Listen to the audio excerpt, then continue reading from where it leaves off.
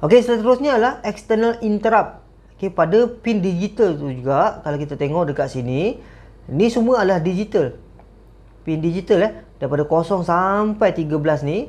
Tetapi dekat pin 2 dan juga 3 kalau kita tengok, okey, ni semua adalah pin digital kan. Okey, tapi kalau kita tengok dekat sini, ada dua ni, pin 2 dan juga 3 dia ada tulis situ INT1 dan juga INT0. Okey, so INT ni tadi adalah mewakili kepada interrupt, external punya interrupt. Okey, fungsi dia tadi untuk trigger and interrupt. Biasa digunakan pada rotary encoder ataupun monitoring user input.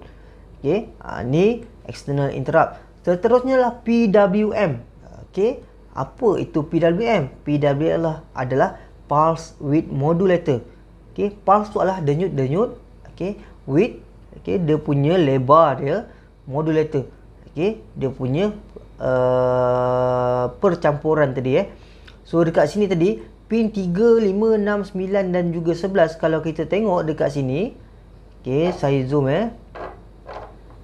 boleh nampak harap-harap boleh nampak So bila saya conteng sini kalau perasan, okey, 10, 11 10, 11 lepas tu 5 dan 10 ada tadi 10 ada. Okey, ni terlupa satu. Okey, 6 dan juga 5 ni ada simbol yang macam ni. Okey, itu maksud dia adalah PWM punya output.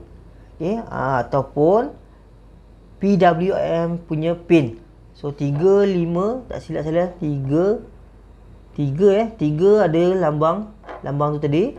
3, 5, 6, 9, 10, 11. Okey, so ada lebih kurang dalam 6 pin untuk kegunaan ataupun PWM ni tadi, dia provide 8 bit punya PWM output. Okey, pulse width modulation.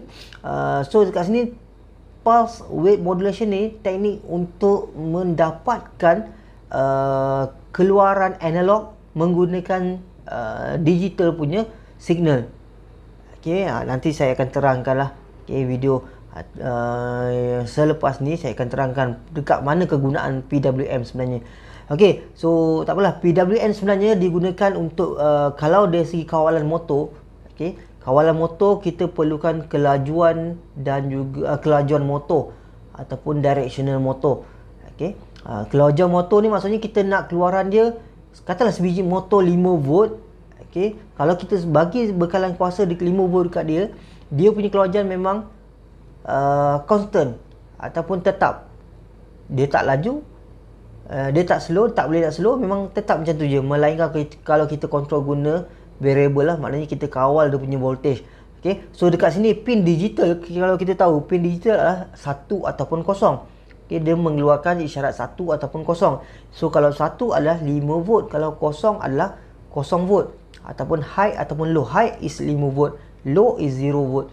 So dekat sini tadi macam mana dia kata dia boleh keluarkan analog punya keluaran. So dekat sini dia bermain dengan duty cycle.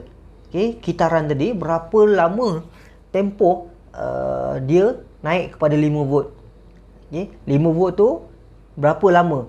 Kalau masa dia singkat, maknanya dia 5 volt sekejap dia akan jadi 0 volt lah. So kalau 5 volt tadi, isyarat 1 ataupun 0 tadi, kita bagi masa yang agak lama ataupun tempoh yang lama, so dia akan dapat kekal high lah. Okay, itu pulse width modulation punya pin lah. Okay, seterusnya ada SPI punya. SPI dia ada dekat atas ni kat bawah ni tak silap saya.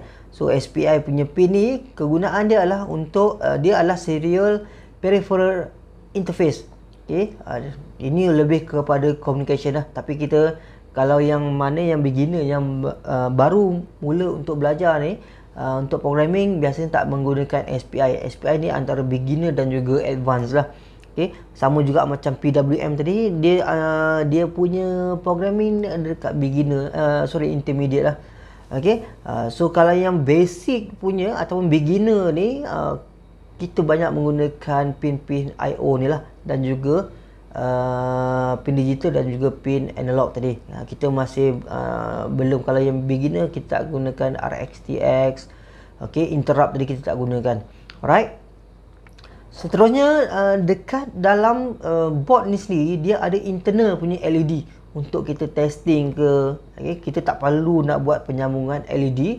So hanya ada satu pin saja, iaitu pada pin 13 to turn on the inbuilt LED. Okay, internal punya LED. So kita boleh buat testing lah nanti bila kita buat. Saya terangkan video pasal belajar programming dengan projek permulaan. Kita boleh gunakan internal punya LED. Okay, selain daripada tu berkaitan dengan memori, lebih detail sikit. Dia ada flash memory lebih kurang 32 KB, yang mana 0.5 KB tadi dah digunakan untuk bootloader. Masa kita bagi saja bekalan kuasa dekat dia, dia dah ada bootloader lah. Okay, lepas tu dia ada punya RAM dia lebih kurang 2 KB, tak besar dia bukan sama macam komputer. So dia punya EEPROM lebih kurang dalam 1 KB saja, dan juga frekuensi ataupun clock speed dia lebih kurang 16 MHz. Alright. Okey. Saya nak habiskan video lebih kurang 30 minit saja. Okey, keperluan untuk Arduino sebenarnya. Okey, apa yang diperlukan untuk kita mula-mula belajar Arduino? Okey, kita tengok. So, permulaan kita kena ada komputer ataupun laptop lah. Okey, ini wajib. Okey, wajib untuk buat programming sebenarnya.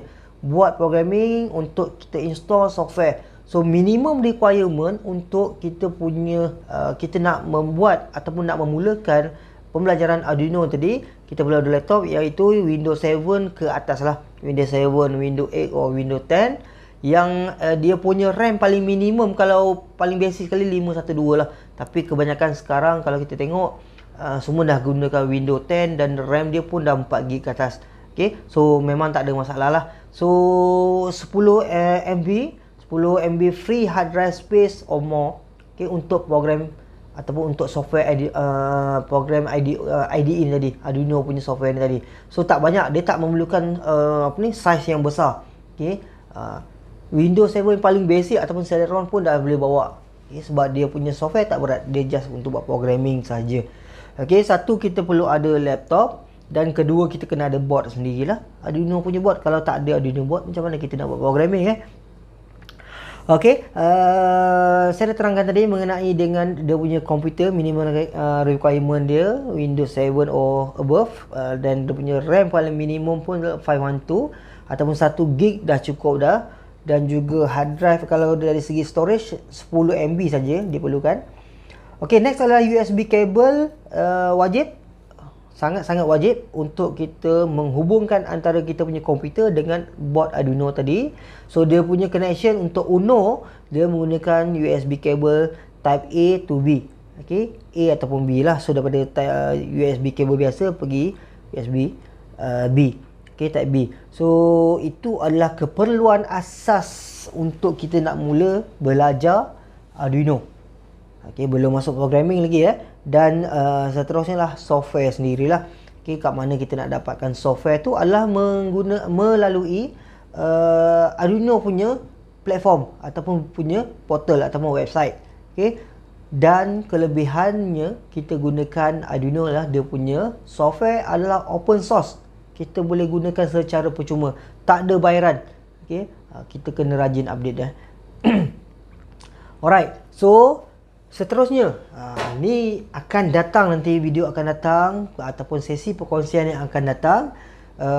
Saya akan terangkan okay, di antara banyak projek Arduino ni, kalau kita tengok kan beratus projek ada.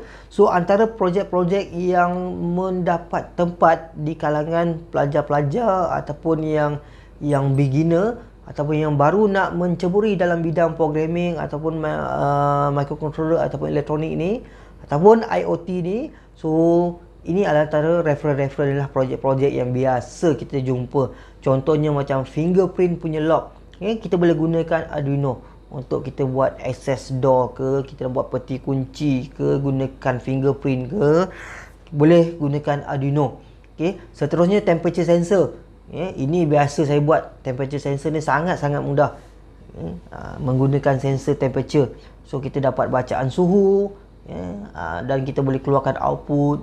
Okey, kita boleh sambung dengan kipas. Contohnya katalah dekat rumah kita suhu panas, kipas akan on. Okey, kita gunakan microcontroller, kita programkan dia suhu sampai berapa darjah Celsius, kipas akan on. Ataupun kita boleh set dekat kita punya kipas ceiling kita, kan dia ada speed kan 1 2 3 4 5. So kita boleh programkan kita punya microcontroller ni. Okey, suhu macam ni, kelajuan dia macam ni. Suhu macam ni, kelajuan dia macam ni. Suhu macam ni, kelajuan dia macam ni. Okey, itu yang penting dia ada input, dia ada proses dan juga ada output.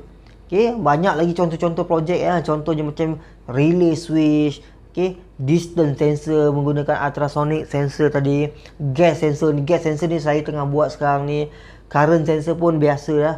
Okey, macam mana nak detect ada current. Dan yang paling latestnya relate dengan teknologi sekarang pada tahun 2020 bila orang sebut IoT. Okey, IoT punya projek. Okey, banyak kita boleh menggunakan Arduino. Dan dari segi kalau kita tengok family untuk Arduino ni sangat-sangat besar. Okey, sangat-sangat besar, dan kelebihan dia satu software kita boleh menggunakan banyak board. Okey, Adafruit punya board, Wemos punya board, Node MCU kita punya board. Okey, hanya dengan menggunakan satu software saja, open source dan percuma. Alright, so ini antara projek-projek yang contoh yang kita boleh jadikan sebagai reference ataupun rujukan untuk kita punya amali ataupun untuk kita mulakan kita punya projek Arduino ni. Okay, sangat bagus Traffic pun kita boleh gunakan Arduino. Okay, no more PLC lagi. Okay, contoh So itu saja perkongsian saya untuk hari ini. 30 minit saya janjikan 30 minit tadi. So jumpa lagi insyaAllah pada next punya video perkongsian yang akan datang. Saya akan lebih terangkan lebih detail mengenai Arduino, macam mana kita nak mulakan programming. Okay, hari ni saya dah terangkan mengenai dari segi hardware. Okay, lepas tu kita masuk kepada detail sikit programming. Okay, jumpa lagi insyaAllah perkongsian yang akan datang. Assalamualaikum.